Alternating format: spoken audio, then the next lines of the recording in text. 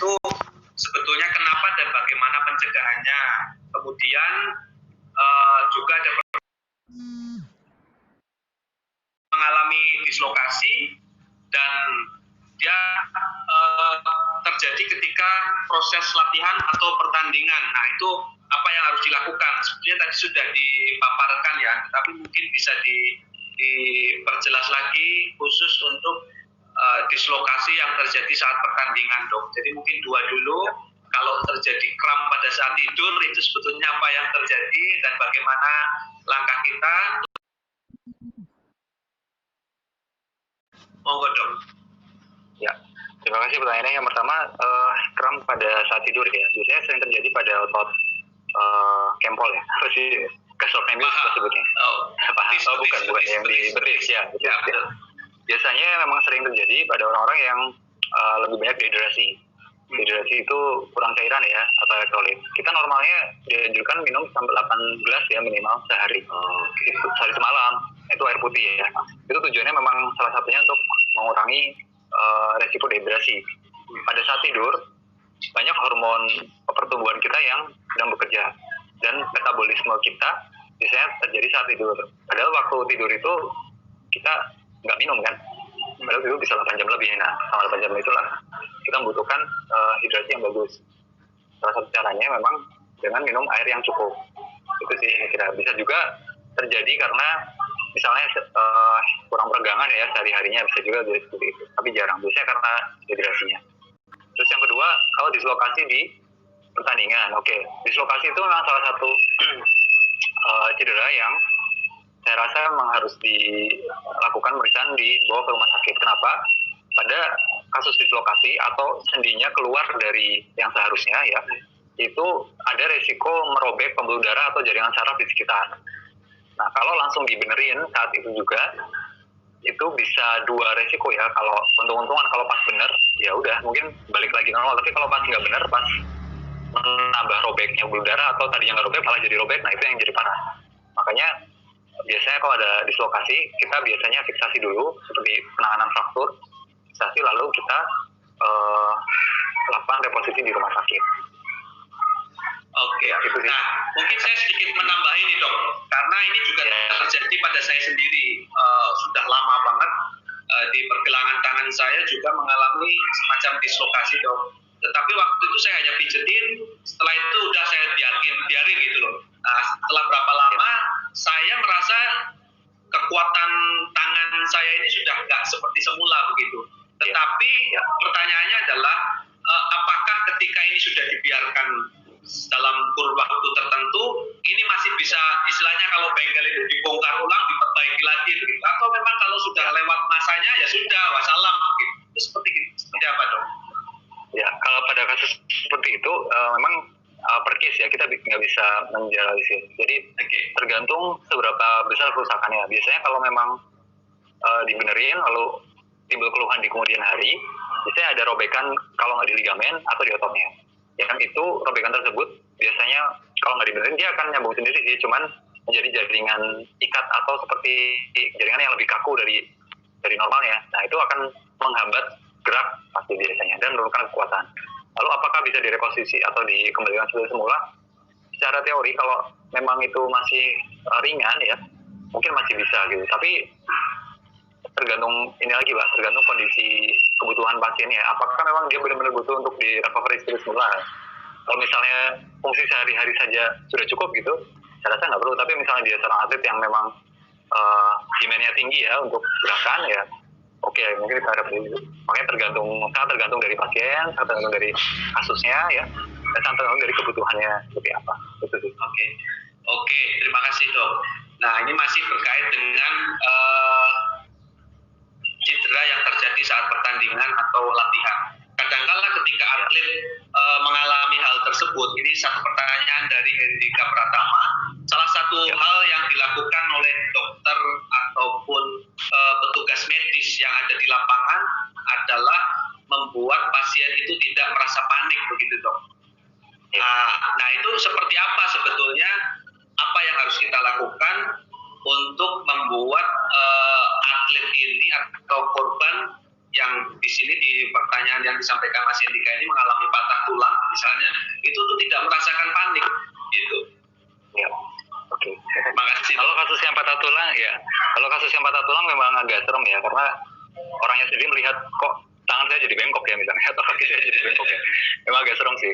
Jadi biasanya kalau petugas medis ada sedikit rasa biasa, artinya dia nggak terlalu berekspresi biasanya, karena sudah sering melihat, Ya, jadi ekspresinya tidak seperti yang buruk kok gitu ya, enggak, tapi kayak biasa aja ekspresi mukanya. Ekspresi yang seperti ini biasanya sih lebih menenangkan ya kok, kalau dari pendapat saya pribadi.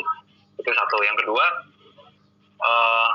mengurangi kerumunan orang, atau begitu ada ini terus orang-orang pada melihat atau atlet lain pada mengerumuni, nah itu akan semakin menambah parah. Tidak hanya kerumunan itu mengurangi kadar oksigen, tapi juga celetukan yang keluar dari mulut para pengerumun ini yang membuat psikologis dari korban atau dari pasien akan lebih parah. Nah, itu yang akan semakin membuat. Biasanya sih kita tempatkan di tempat yang aman ya lah, terus dikurangi kerumunan, lalu kita tangani sesuai dengan protokol medis yang berlaku, gitu sih. Oke, terima kasih dok. Ini kita beranjak ke pertanyaan yang sedikit berbeda nih sekarang.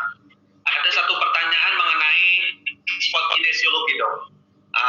Kaitannya dengan memprediksi satu atau menganalisa satu gerakan dalam olahraga apapun itu. Nah, itu bagaimana? Apakah mungkin di RSON juga menyediakan fasilitas itu dan seperti apa begitu? Ini karena penting banget, karena tadi disampaikan juga dalam paparan Dr. Anang bahwa salah satu tujuan sport science, khususnya sport medicine, adalah untuk efisiensi gerak. Nah, mungkin mohon penjelasan dok. Ya, betul. Jadi kami di sport medicine lab kami ya, di rumah sakit warga memang ada namanya alat CB motion analysis. Jadi analisa gerak ya, itu lebih ke biomekanik ya. Kalau yang ditanyakan kinesiologi ya, saya rasa berkaitan ya. Jadi kita ada 8 kamera yang statis ya.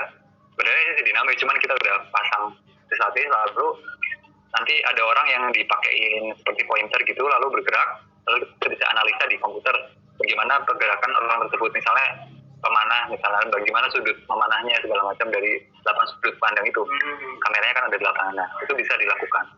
Memang terus terang masalah di rumah sakit kami adalah salah satunya adalah sumber daya manusia ahli biomekanik atau ahli kinesiologi yang untuk menganalisa ini memang belum ada, termasuk juga operator alatnya. Kami sempat menggunakan alat ini untuk kolaborasi dengan S2 Sport Science dari ITB ya, meneliti tentang angkat besi. Jadi bagaimana sih angkat besi kenapa Indonesia dijual di kelas tertentu saja lah. Dia meneliti itu dan sudah keluar hasilnya, cuman saya belum baca di sini.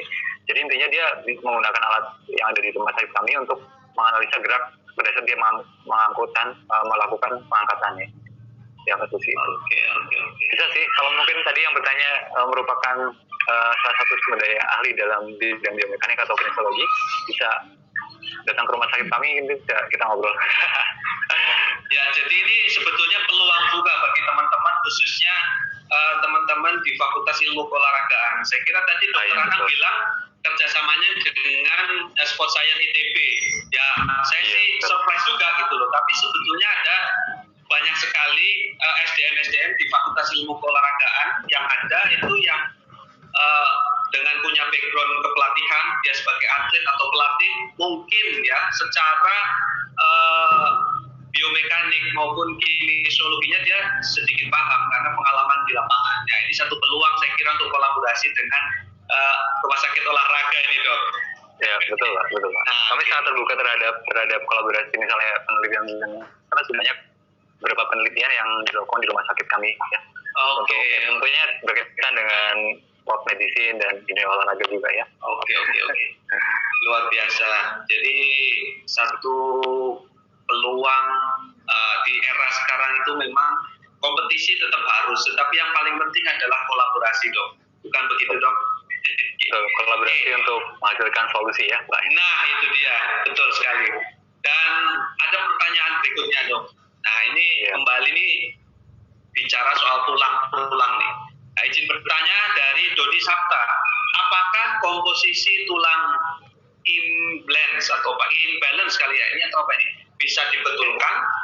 Sekarang kan banyak penawaran alat di banyak media atau di medsos untuk mengembalikan postur tubuh, atau bahkan meninggikan postur misalnya. Nah, sebetulnya apakah alat-alat yang ada di pasaran tersebut memang benar-benar efektif sesuai tujuan yang diiklankan itu, atau seperti apa sebetulnya, Dok? Karena memang banyak sekali nih di pasaran.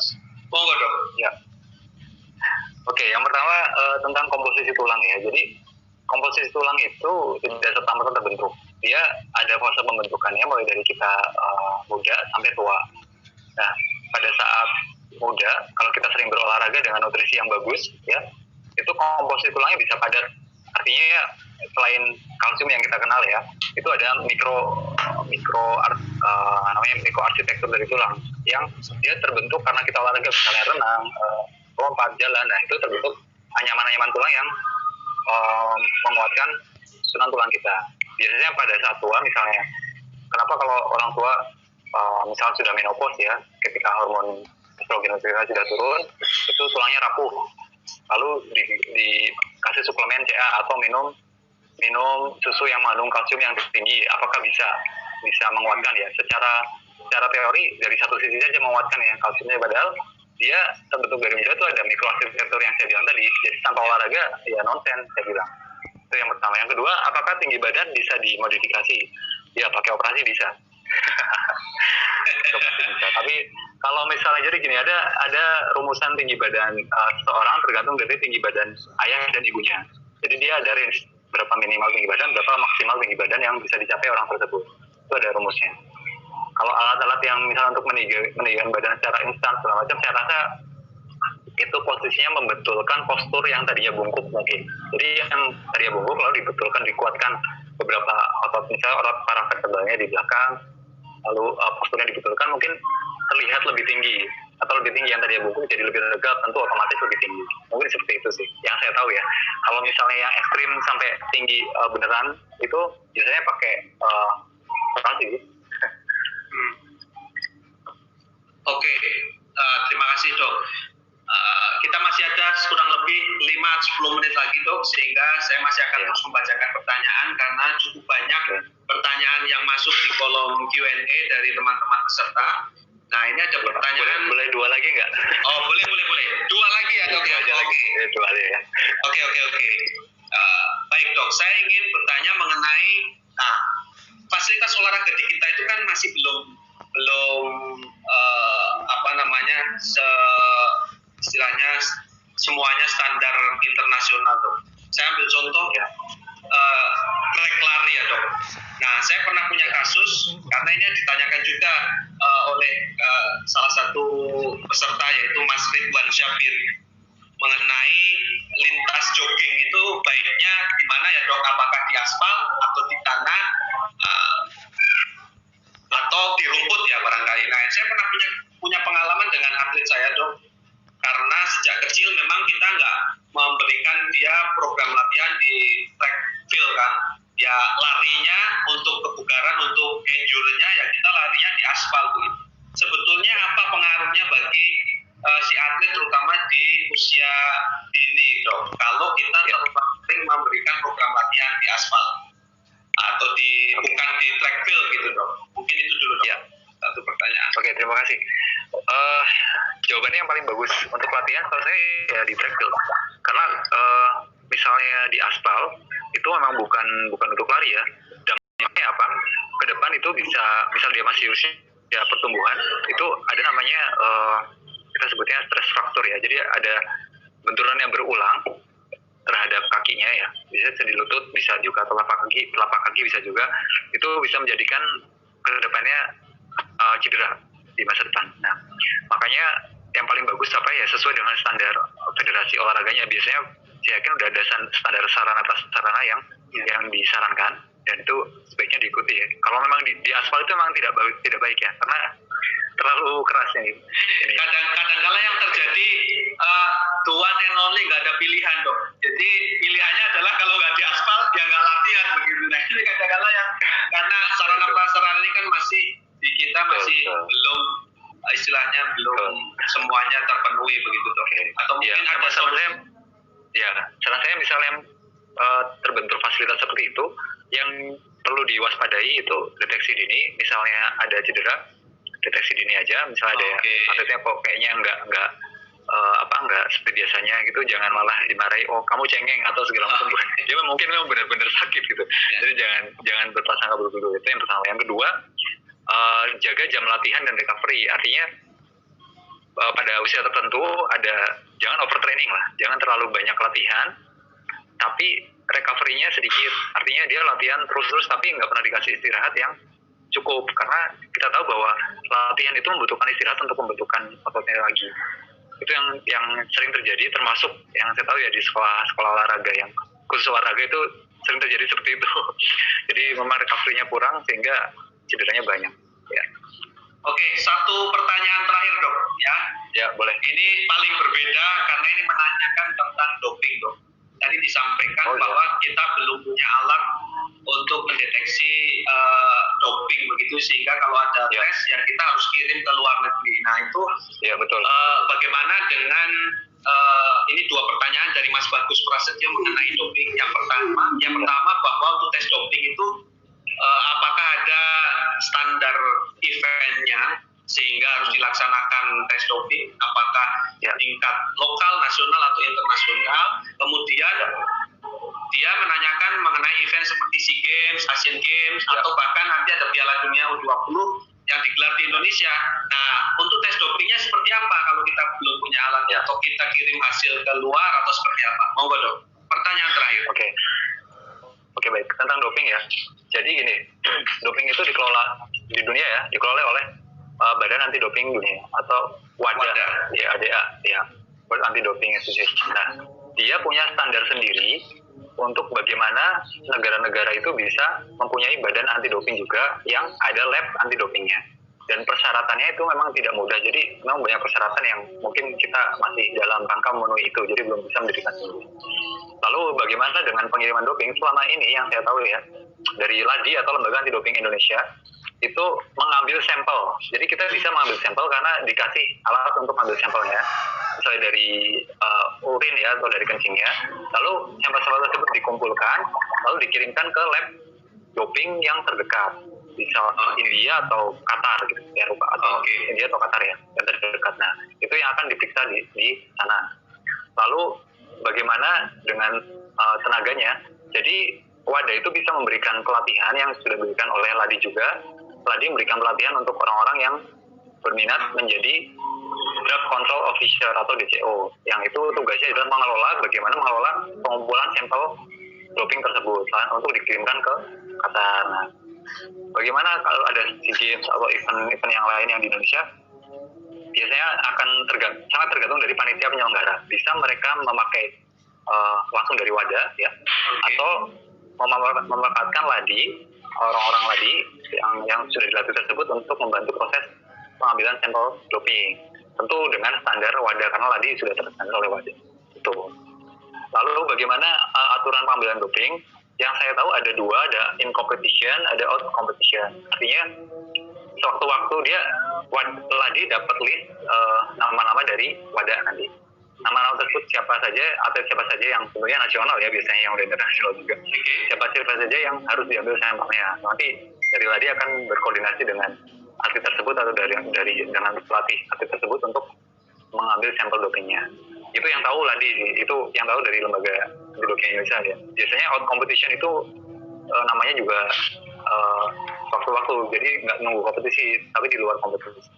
Kalau yang di kompetisi sudah jelas tergantung penyelenggara. Seperti itu sih. Ya, terima kasih Dokter Anang Basuki Maharjito telah memberikan wawasan insight kepada kita semua mengenai peranan sport science, khususnya sport medicine, dan juga wawasan mengenai cedera olahraga. Penjelasannya yang sangat komprehensif, dan juga pertanyaan-pertanyaan dari teman-teman juga tadi sudah dijawab dengan sangat baik oleh Dokter Anang. Kami ucapkan terima kasih dok sudah berbagi ilmunya kepada kita semua. Mudah-mudahan kita dapat bergabung kembali di event berikutnya dok. Oke. Terima kasih Dokter Anang. Salam olahraga. Sama-sama. Salam olahraga ya. Terima kasih. Assalamualaikum warahmatullahi wabarakatuh. Waalaikumsalam warahmatullahi wabarakatuh. Saya izin live ya. Boleh, silakan dok. Baik teman-teman peserta pelatihan dan atau diklat kebugaran jasmani bagi pemuda tahun 2020 yang diselenggarakan oleh BP PON Kemenpora RI dari Deputi Pemberdayaan Pemuda. Kita masih punya satu narasumber terakhir, last but not least. Saya akan cek ombak dulu. Dokter Didik apa sudah bergabung dengan kami? Dokter Didik? Ya, sudah bergabung, tapi mohon maaf sebelumnya karena saya kondisinya sedang ada di tempat yang mungkin suaranya agak sedikit terganggu. Oke, baik dokter. Sebelum Dokter Didik Zafar Siddiq nanti akan menyampaikan paparan, tapi untuk paparan sudah siap ya dok ya? Sudah. Oke, baik. Teman-teman peserta yang berbahagia, di sesi terakhir kita pada siang hari ini, saya akan membacakan terlebih dahulu kurikulum vitae dari narasumber kita yang ketiga, yaitu beliau nama Dr. Didik Zafar Siddiq MPD, lahir di Cianjur 18 Desember 1968. Saat ini beliau mengabdi sebagai dosen di Universitas Pendidikan Indonesia, Prodi Kepelatihan Fisik Olahraga. Beliau saat ini tercatat sebagai Ketua Prodi KFO, FPOK UPI Bandung. Golongan pangkat sudah lektor kepala atau 4B lektor kepala, kayaknya sudah nunggu sejengkal lagi ini untuk di launch profesornya ini dok. Amin. Dan bila saya lihat di kurikulum vitae beliau ada 7 lembar, saya tentu tidak akan baca semuanya, tetapi eksistensi beliau di dunia keolahragaan sungguh luar biasa. Di samping keseharian beliau sebagai dosen di UPI, beliau juga aktif asistensi profesi di banyak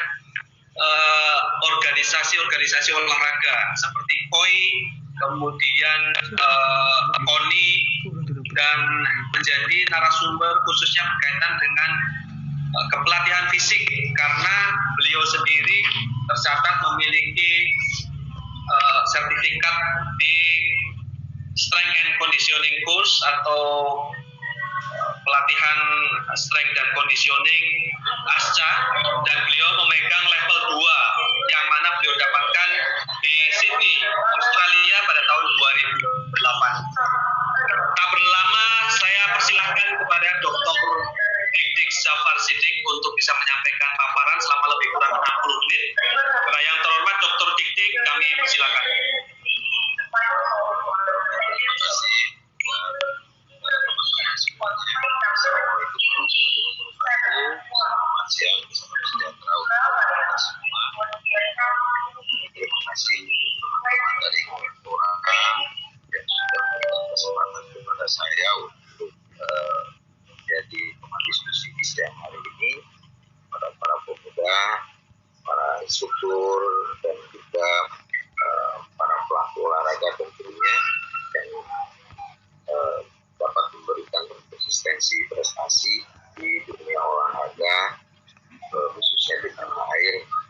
Mudah-mudahan dengan kesempatan ini kita nanti akan banyak membahas tentang hal-hal yang terkait dengan perubahan mengarah kepada hadirnya sosok pemuda-pemuda yang sehat, tangguh, dan tegas.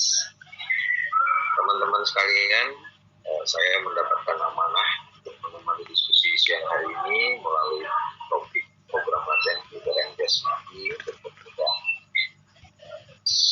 Sebelum kita kepada pembahasan kebugaran jasmani, tentu kita mencoba untuk menyamakan persepsi kebermaknaan dari sosok seorang pemuda pemudi dalam hal ini kaitan dengan beberapa literatur terutama yang tentunya berkaitan dengan masalah perlindungan, kemudian juga permasalahan di dalam hal keberadaan pemuda itu sendiri untuk bisa berkiprah di tingkat nasional dan internasional.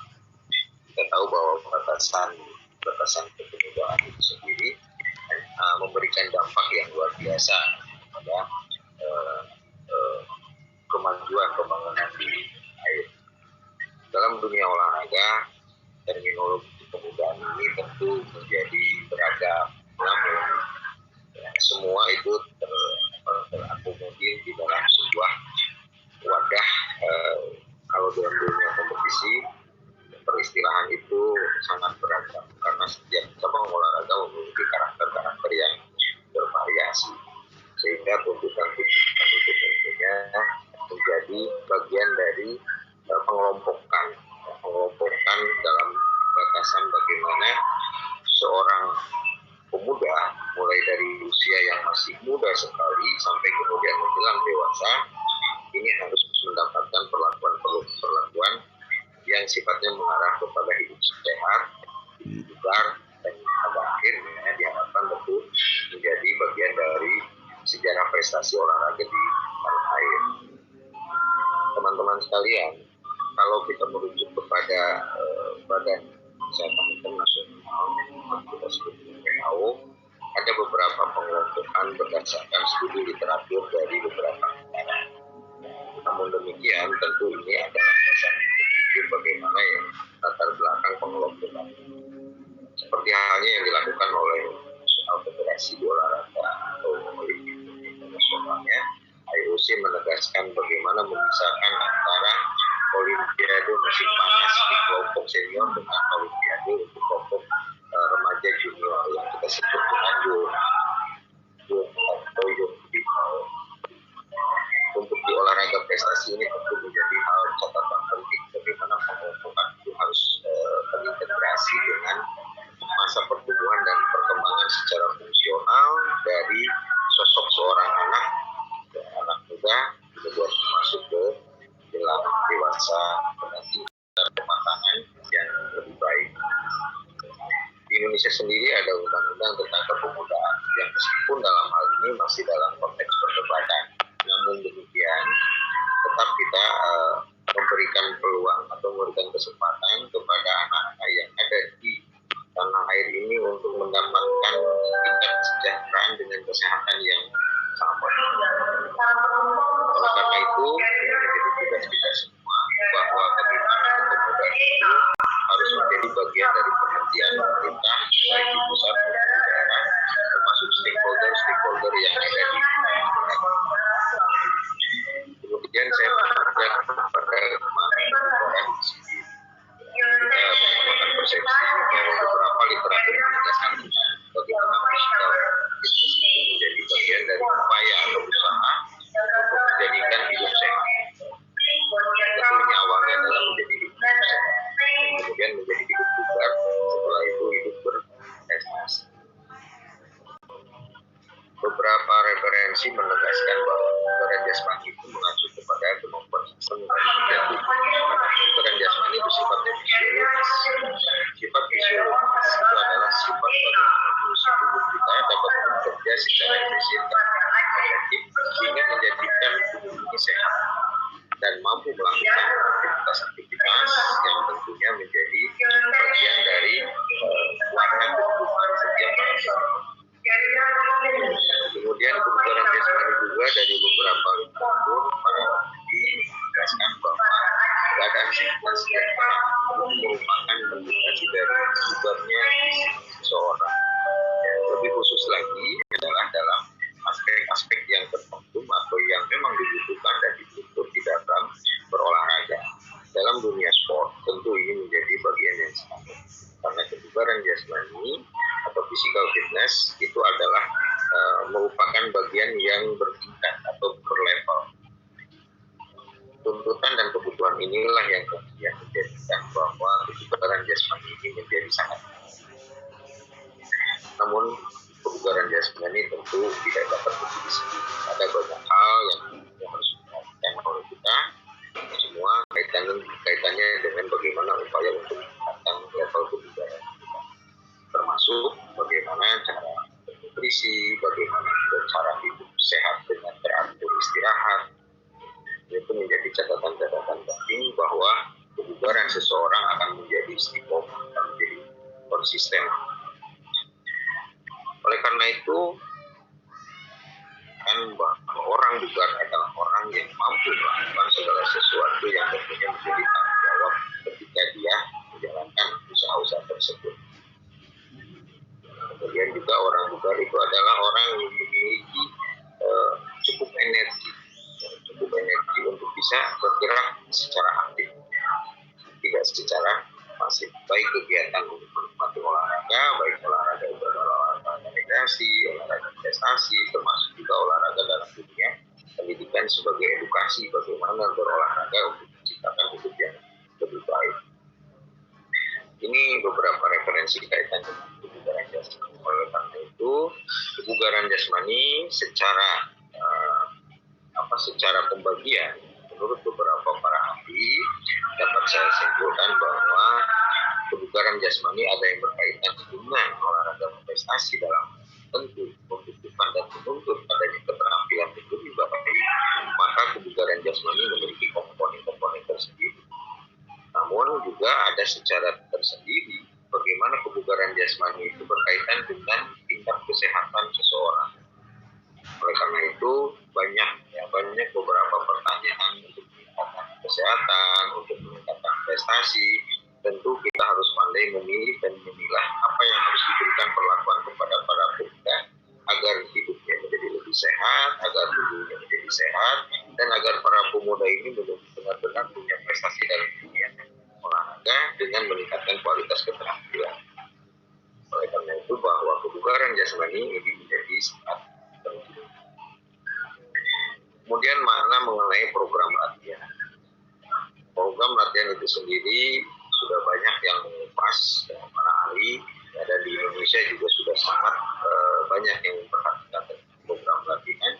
Bahkan terminologi program latihan itu sudah bukan hal yang baru lagi buat kita. Namun demikian terkadang program latihan itu sendiri nampaknya seolah-olah menjadi hal yang biasa saja, bukan hal yang luar biasa. Ya, tanpa kita sadari. Padahal kesehatan kita, prestasi kita tentu akan berhubungan dengan bagaimana program itu dirancang dengan benar dan baik.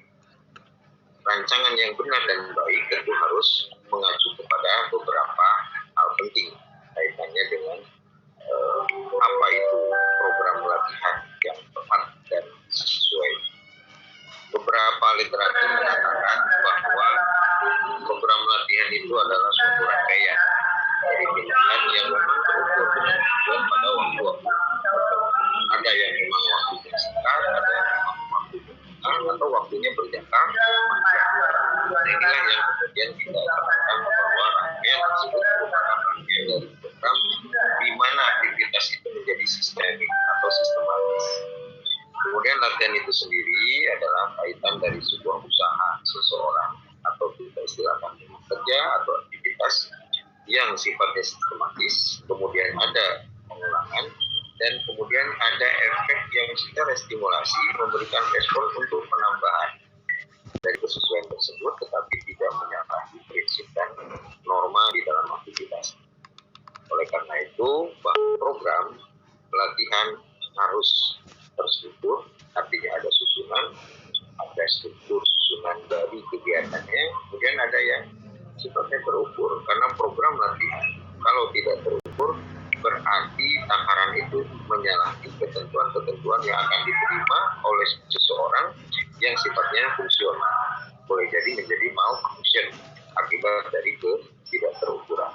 Termasuk satu hal yang penting adalah keteraturan. Teratur akan memberikan dampak kesehatan yang lebih teratur. Oleh karena itu, aturan-aturan di dalam penyusunan program latihan ini menjadi salah satu parameter seorang instrukturkah, pelatihkah, gurukah, atau apapun yang mencoba untuk menjadi seorang desainer atau seorang planner dalam memberikan aktivitas-aktivitas kepada seseorang yang kita kenal sebagai pelatih yang di dalam menyusun program. Intinya bahwa program latihan itu memang harus jelas strukturnya, harus jelas ukurannya, dan harus jelas keteraturan. Kejelasan tersebut tentu harus ada ketegasan, sehingga segala sesuatunya akan berjalan dalam reonnya atau selalu dalam konteks. Struktur terukur dan teratur di dalam program latihan, tentunya ini harus dicermati oleh kita semua. Bahwa terstruktur, ada susunan di dalam program yang memang aktivitasnya tidak boleh tidak ada. Ada persiapan, kemudian ada yang utama, dan ada yang sifatnya menjadi penutup dari aktivitas. Jika dari 3 bagian ini secara struktur tidak lengkap atau tidak melengkapi, maka sebenarnya itu adalah bukan sebuah program yang sistemik. Di mana program yang sistemik itu bersistem, karena memang latihan itu harus bersistem. Maka struktur ini menjadi bagian yang sangat penting. Namun demikian, masih banyak aktivitas-aktivitas itu mengabaikan beberapa bagian. Lebih mengutamakan kepada yang utama, tetapi lupa bagaimana persiapan untuk mendapatkan yang utama. Lebih memperhatikan yang utama, tapi lupa bagaimana cara memelihara yang utama ketika sudah dilakukan. Nah, inilah yang disebut dengan struktur yang sifatnya sistem. Sementara untuk keterukuran dan keteraturan, kita tidak bisa memaksakan.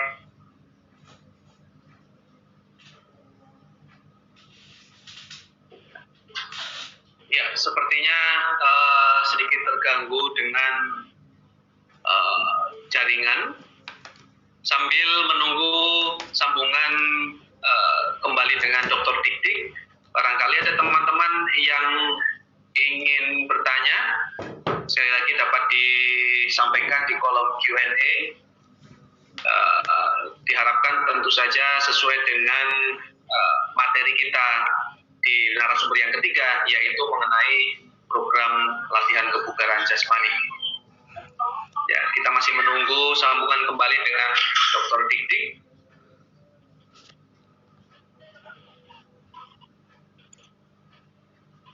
Ya,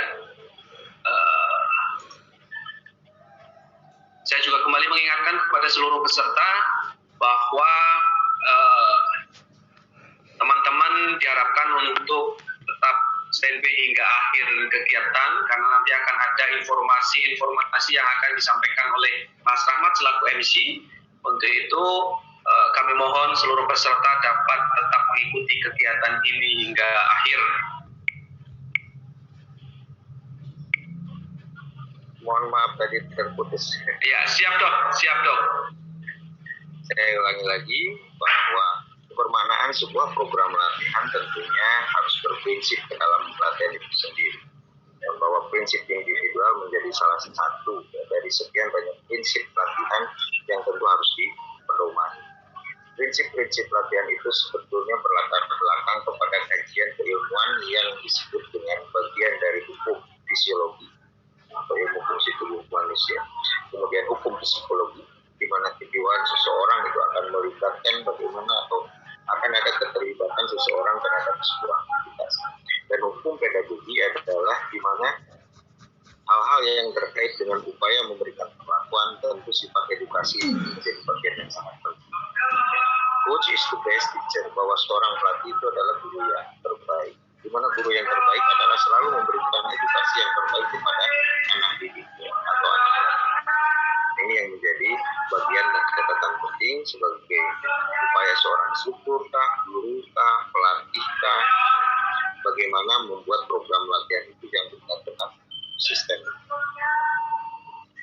Program latihan kebugaran jasmani untuk kesehatan, seperti tadi saya sudah sampaikan, ada beberapa hal yang kita sebut komponen-komponen latihan pada saat kita memberikan perlakuan. Oleh karena itu, sebagai pelatih, sebagai guru, sebagai instruktur, tentu ini menjadi bagian yang pemahaman tentang komponen fisik ini menjadi modal untuk kita sebagai bagaimana cara melatih fleksibilitas, bagaimana cara melatih kekuatan, bagaimana cara melatih daya jantung. Ini menjadi catatan penting kita sebagai seorang pelatih. Karena itu program latihan kebugaran jasmani kesehatan menjadi prioritas utama yang melandasi bagaimana prestasi itu muncul. Karena prestasi itu harus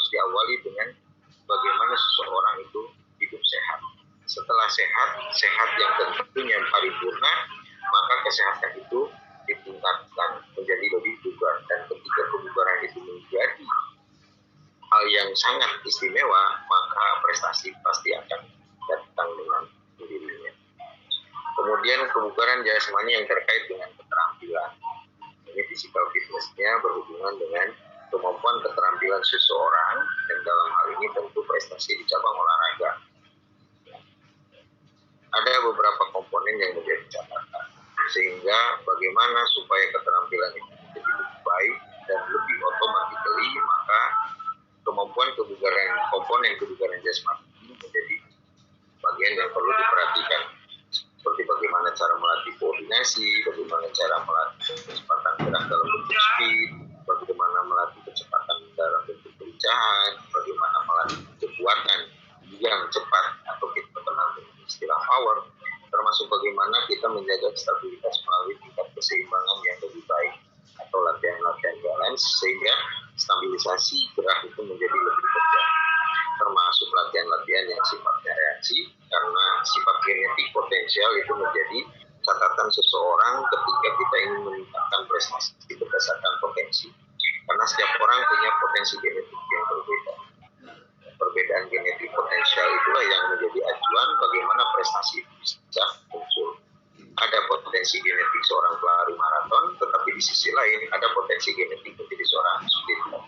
Ada potensi genetik menjadi seorang atlet bela diri, ada potensi genetik yang bisa menjadi seorang pemain di cabang olahraga permainan, akurasi, dan seterusnya. Sehingga WHO dari beberapa referensi yang kemudian terkumpul, maka aktivitas-aktivitas fisik ini menjadi catatan yang memang tidak boleh tidak. Di seluruh dunia ini diberlakukan bahwa aktivitas fisik benar-benar mendukung proses pembelajaran. Dalam hal ini tentu bagaimana seorang atlet belajar sebelum berlatih, kemudian bagaimana seorang siswa ketika belajar di dunia pendidikan, sehingga mencegah terjadinya aspek-aspek penurunan pada sifat kognisi. Sifat kognisi adalah sifat memori, sifat pengetahuan, di mana memori itu harus mampu menyimpan segala bentuk kegiatan yang tentunya berkaitan dengan otak manusia sebagai otak memori. Bahwa aktivitas fisik tidak pernah tersimpan di dalam otak manusia sebagai otak memori. Tetapi dalam hal skill yang berawal dari teknik tentu akan tersimpan rapi di dalam otak manusia sebagai otak memori. Oleh karena itu berlatihlah fisik dengan benar dan baik, karena kemampuan kognisi itu akan menjadi lebih baik jika asupan-asupan yang terbaik pun didapat oleh seseorang. Kemudian dari aktivitas fisik tersebut, WHO menegaskan bahwa aktivitas tersebut akan membantu membangun kekuatan baik otot maupun tulang. Kita tahu bahwa otot dan tulang ini di dalam kajian ilmu fisiologis adalah sebagai ekosistem primer atau ekosistem utama. Otot, tulang, rangka termasuk di dalam cerebral nervous system atau sistem neuro. Kemudian WHO juga menegaskan bahwa aktivitas fisik ini akan melindungi dari penyakit-penyakit yang sifatnya kronis, termasuk kondisi saat ini dengan adanya wabah corona. Karena tingkat imunisasi seseorang itu bisa menjadi lebih baik, salah satunya dengan meningkatkan kualitas aktivitas fisik dalam keseharian. Dan setelah usia itu kemudian menjadi berlanjut tua, maka kesehatan menjadi sangat penting. Menjaga dan memelihara kesehatan hanya bisa dilakukan dengan aktivitas fisik dan juga pendukung-pendukung lain seperti nutrisi dan istirahat dengan baik. Namun aktivitas fisik dapat menjaga kualitas kondisi di mana penuaan itu tetap dalam kondisi sehat. Saya rasa itu yang bisa saya sampaikan sebagai pengantar diskusi siang hari ini. Saya kembalikan dulu ke moderator. Silakan. Ya, terima kasih Pak Dr. Dik Zafar Siddiq atas paparan yang disampaikan. Baik teman-teman, kita sudah dengar bagaimana tadi Dr. Dik menyampaikan materinya mengenai khususnya program latihan kebugaran. Sampaikan bahwa program latihan kebugaran, apapun itu tujuannya, baik untuk latihan kebugaran untuk kesehatan, kemudian latihan kebugaran untuk keterampilan, dalam hal ini untuk menunjang prestasi maksimal, harus dilakukan secara terstruktur, terukur, dan juga teratur, ya, sehingga semuanya dapat dilakukan secara baik dan tujuannya pun akan tercapai. Baik teman-teman, sudah ada beberapa pertanyaan yang disampaikan di kolom Q&A. Barangkali Pak Dik mohon izin, ada cukup banyak pertanyaan yang sudah diberikan oleh peserta Pak Dik, dan nampaknya kita akan lebih banyak untuk diskusi sekarang. Pertanyaan pertama ini dari Ivori Karina Ginting. Pertanyaannya sudah dari materi sebelumnya, tetapi saya keep karena ini sepertinya cocok untuk Pak Dik nih. Dia bilang bahwa izin Pak, saya sejak awal bertubuh lemah, menderita anemia akut nih. Bahkan untuk berjalan 10 menit saja sudah puyeng dan mau pingsan. Apakah ada saran olahraga dalam kaitannya dengan menjaga kebugaran untuk orang seperti Ivori ini yang memiliki kondisi anemia akut gitu? Itu pertama Pak, biar nanti langsung ya. Nah, kemudian pertanyaan yang nampaknya sederhana tapi juga penting. Dalam aktivitas olahraga tentu ada aktivitas pemanasan, ada inti, dan juga penutup. Pertanyaan dari Raka Aprizal Budiman. Bagaimana cara mengukur bahwa pemanasan yang kita lakukan itu sudah cukup untuk menunjang ke kegiatan inti? Mungkin 2 pertanyaan dulu Pak Dr. Didik, monggo. Ya. Jangan terlalu banyak dulu ya. Iya. Baik, terima kasih. Mbak Karina ya? Ya, tadi Ivoni Karina. Oke, kaitan dengan apa yang harus dilakukan ketika ada kondisi di dalam tubuh seperti itu. Langkah pertama tentu konsul dulu ya dengan seorang dokter yang memang ahli di dalam menangani kondisi itu yang pertama. Jangan sampai memaksakan aktivitas fisik, namun ada gejala-gejala yang tentu sebenarnya ada yang harus dihindari, mungkin harus diatur bagaimana aktivitas itu bisa dilakukan dengan benar dan baik. Ada beberapa hal yang tentunya menjadi catatan ketika ada kondisi seperti ini. Prinsip di dalam latihan adalah prinsip progresif dan progresif. Progresif itu bertahap meningkat. Pentahapan meningkat yang sifatnya individual kembali kepada kondisi seseorang ketika mau melakukan. Ya, oleh karena itu, yang mengetahui persis kondisi seseorang itu adalah orang itu sendiri. Saya tidak bisa memaksakan bahwa kondisi sehat tadi sudah digambarkan aktivitas komponen fisik apa yang bisa dilakukan. Intinya 2 sebetulnya. Ya, intinya 2 ketika aktivitas untuk sehat, yaitu kaitannya dengan otot dan jantung. Tetapi sifat otot dan jantungnya harus bersifat ketahanan atau daya tahan.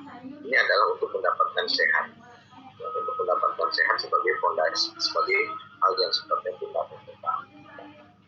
Ada beberapa referensi mengatakan bahwa sifat daya tahan adalah sifat aerob. Sifat aerob itu harus berlangsung lama. Nah, lamanya itu sendiri tidak bisa satu orang dipaksakan lamanya untuk orang lain. Ya, sehingga kembali lagi harus ada ukuran. Ukurannya adalah untuk individu sendiri. Individu yang sedang mengalami gangguan di dalam kesehatan tidak bisa memaksakan melakukan seperti orang yang tidak mendapatkan gangguan. Sehingga saran saya, mulailah dengan aktivitas fisik yang ringan, seperti jalan kaki. Meskipun jalan kaki tadi juga sudah mulai sempoyongan, gitu ya. Tidak bisa lama, tidak apa-apa tidak bisa lama. Yang penting sering, bukan masalah lamanya. Nanti akan lama dengan sendirinya ketika ada akumulasi dari seringnya melakukan. Misalkan kalau saya kasih pilih, Mbak Karina mau memilih seminggu setiap hari berjalan 5 menit, ya, dengan selang 1 hari tanpa melakukan, artinya kan hanya 6 hari. Tapi setiap hari 5 menit, totalnya kan 30 menit. Ya, saya kasih pilihan kedua, seminggu hanya 1 kali 30 menit sekaligus. Kira-kira secara kuantitas yang akan berdampak kualitas, pilihannya yang pertama atau yang kedua? saya yakin pilihannya yang pertama. 5 menit setiap hari, tetapi berlangsung terus-menerus selama 6 hari. Dibandingkan dengan yang seminggu hanya 1 kali, tapi sekaligus 30 menit. Volume dalam 1 minggunya sama, durasinya sama 30 menit, tetap efek fisiologisnya berbeda. Nah ini yang menjadi hal-hal penting ketika kita ingin melakukan. Maka kenalilah diri sendiri, untuk tahu takaran saya, takaran pribadi ini mampu melakukan sampai batas mana. Dan yang paling penting adalah psikologinya. Apa itu psikologi? Ada awareness, ada kesadaran, ada konsensusi. Jadi di situ ada hal yang sifatnya kesungguhan. Kalau tidak mau sungguh-sungguh mengobati, maka sesuatu tidak akan terjadi atau efek manfaatnya tidak akan terjadi. Harus ada kesungguhan, ada niat sadar bahwa kita ingin melakukan sesuatu hal yang baik dan terbaik. Jadi ada kesadaran, ada kesungguhan, dan kemudian ada partisipasi aktif. Jangan pasif. Kalau pasif itu disuruh, nunggu disuruh itu adalah pasif. Tapi partisipasilah dengan aktif. Ada inisiatif. Saya misalkan setiap pagi di rumah mau bergerak selama 5 menit jalan di tempat. Tapi setiap pagi dan teraturnya setiap jam 5 pagi kah, apa setiap jam 6 pagi kah, luangkan waktu hanya 5 menit saja. Ya. Tapi kemudian bertahap dari 5 menit minggu pertama dengan minggu kedua katakanlah. Ya, kemudian setelah beradaptasi tingkatkan menjadi 6 menit. Kalau 6 menit setiap harinya bertambah dari 30 menit menjadi 30. Kemudian minggu keempatnya atau minggu kelimanya tambah lagi 1 menit menjadi 7 menit. Kalau 7 menit dalam setiap hari itu sudah 42 menit. Sehingga dalam 1 bulan dari 30 menit itu sudah bisa menjadi 42 menit. Nah ini yang sifatnya gradual, progresifnya secara bertahap. Tetapi kuncinya adalah tadi hukum psikologis dulu hadirkan. Kenapa? Karena untuk mengukur. Hukum psikologis itu sifatnya adalah hukum yang nantinya bisa mengukur dengan keteraturan.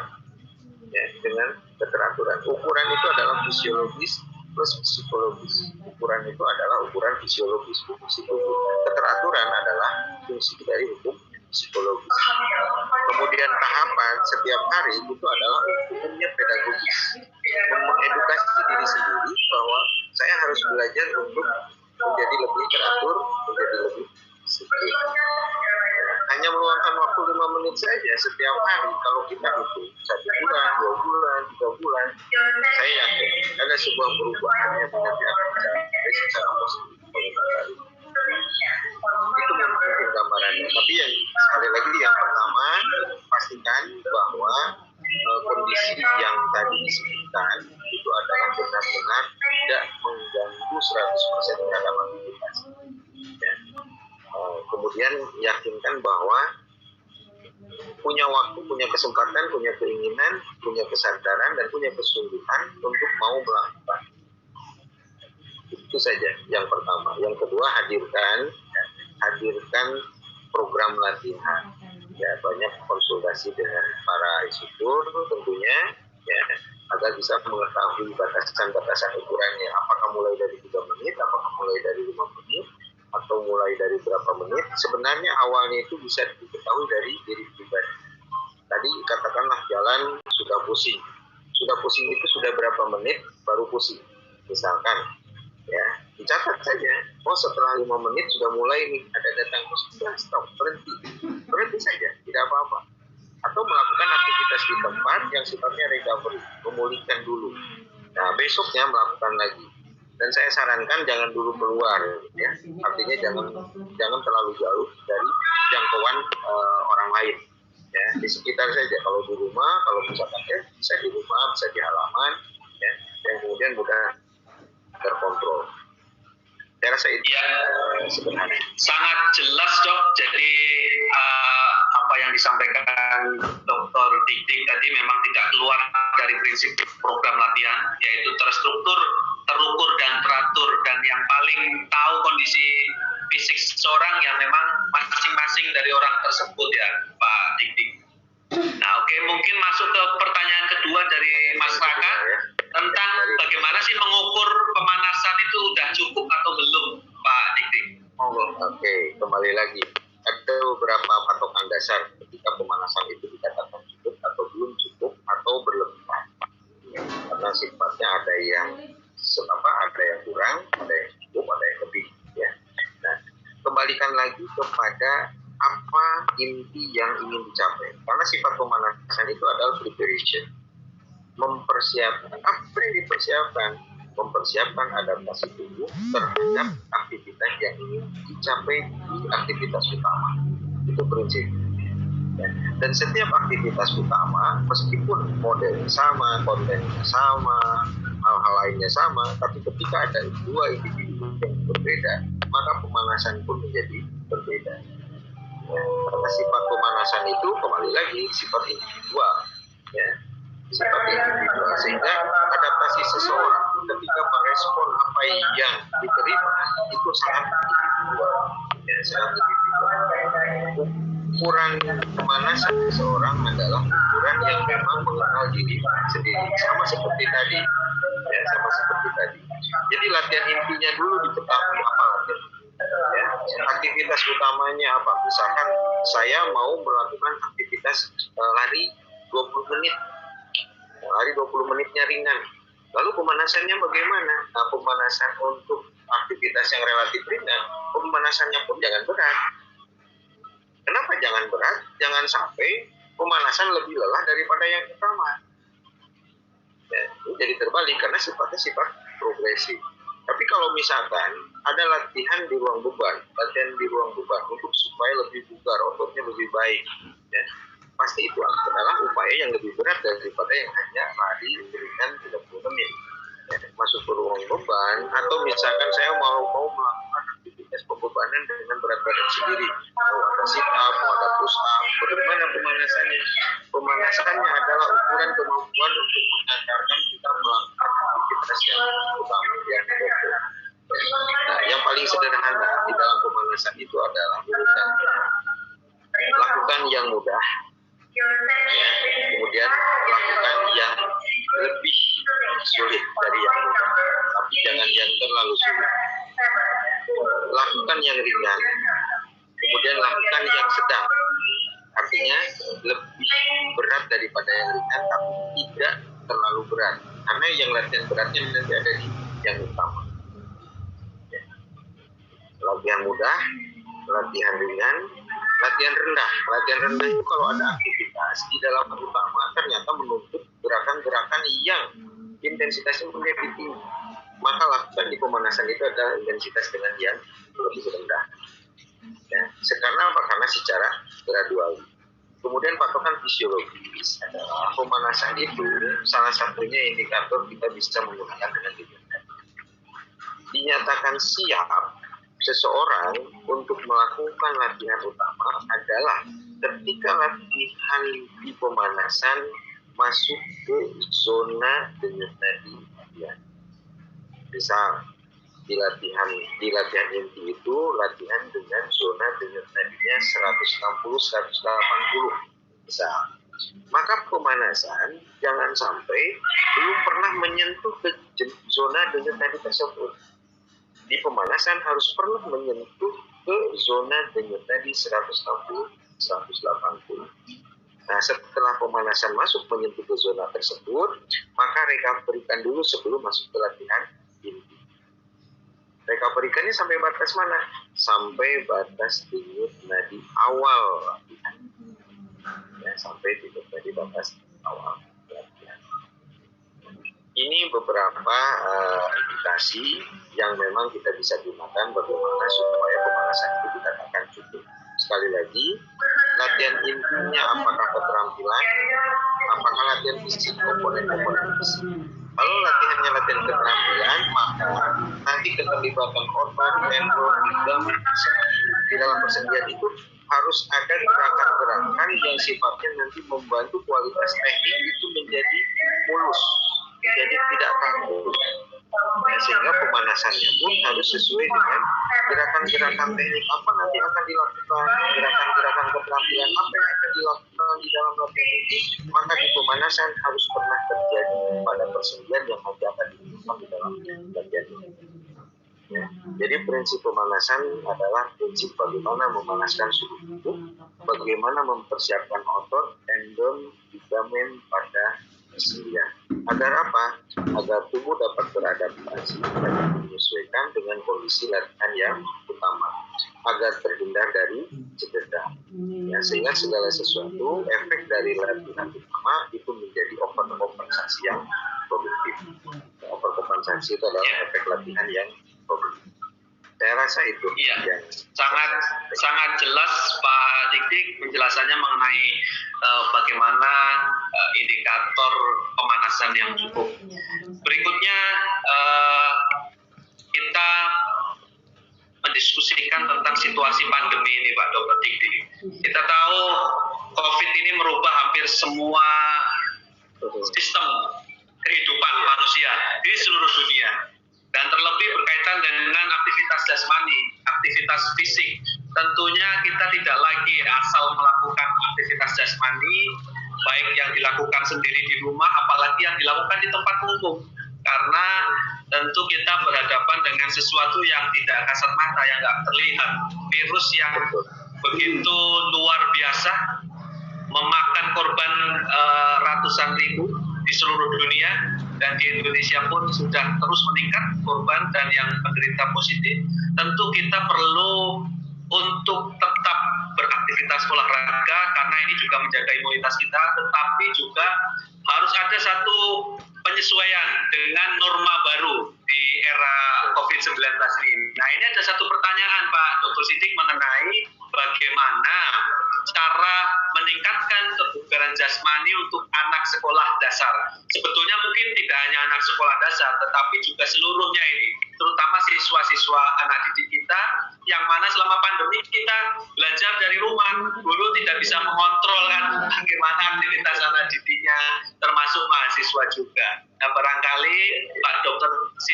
Dik tentu punya satu saran, punya satu arahan mengenai program aktivitas kebugaran jasmani yang dapat dilakukan anak didik kita selama masa pandemi ini. Itu pertanyaan pertama Pak. Satu lagi biar enggak juga lama-lama ini kita. Satu pertanyaan dari Mas Andri Gunawan. Kalau tadi kita berbicara mengenai pemanasan, sekarang yang ditanyakan mengenai pendinginan Pak. Apakah atau haruskah pendinginan itu atau cooling down itu dilakukan di setiap akhir kegiatan kebugaran jasmani atau hanya dilakukan pada aktivitas jasmani dengan intensitas berat saja? Nah, dua pertanyaan itu dulu Pak Dr. Didik, monggo. Oke, terima kasih. Untuk yang pertama kaitan dengan anak-anak kita ya. Tugas utama dalam kondisi saat ini adalah tugas utama yang berat untuk orang tua lah di rumah. Karena hampir semua aktivitas itu sekarang di rumah kan.